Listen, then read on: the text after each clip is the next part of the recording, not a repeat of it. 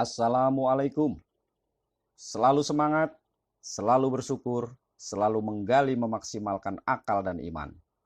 Merdeka! Sekali merdeka tetap merdeka. Al-Kisah. Sultan Harun al-Rasyid dikabarkan sedang stres di istana. Konon penyebabnya sudah 7 bulan Abu Nawas tak menghadap kepada dirinya. Akibatnya suasana istana menjadi sepi tanpa kehadiran Abu Nawas.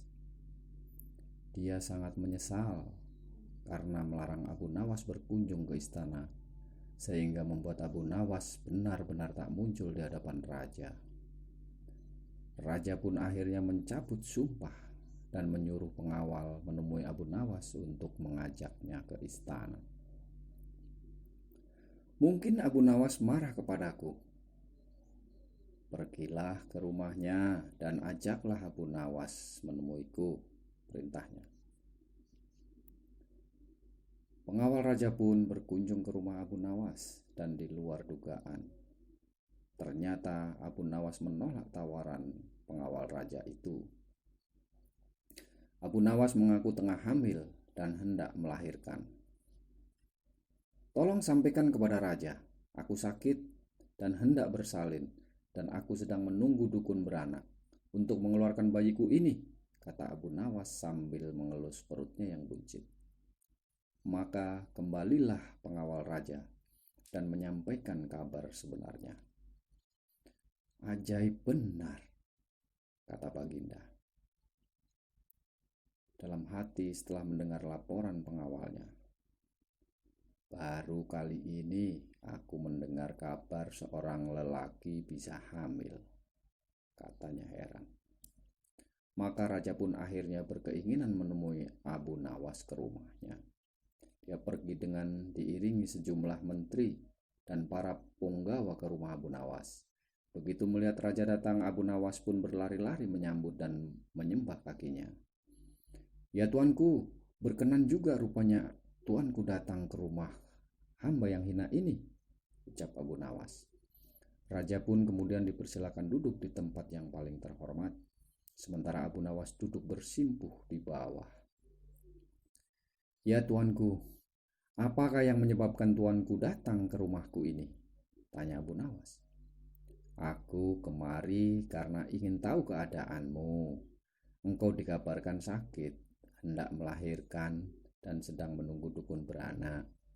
Benarkah demikian? Jawab raja.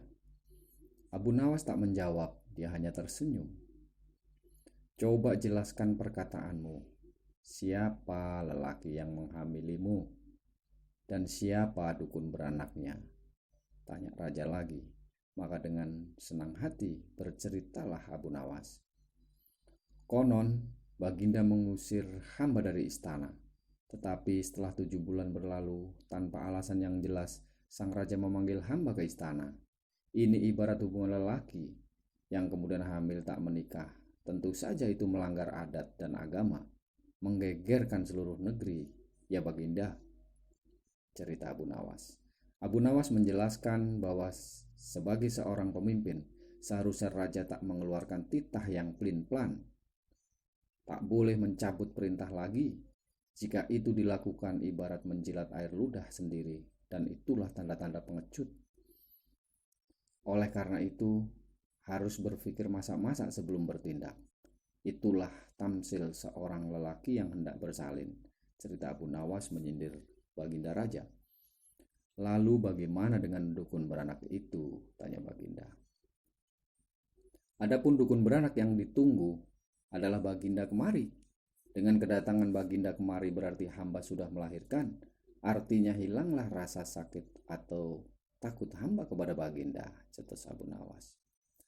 Bukan begitu Abu Nawas, aku tak sungguh-sungguh melarangmu ke istana, melainkan hanya bergurau. Besok datanglah engkau ke istana. Aku ingin bicara dan berbincang denganmu, titah raja. Baik, Baginda. Segala titah Baginda hamba junjung tinggi tuanku, sembah Abu Nawas dengan takzim.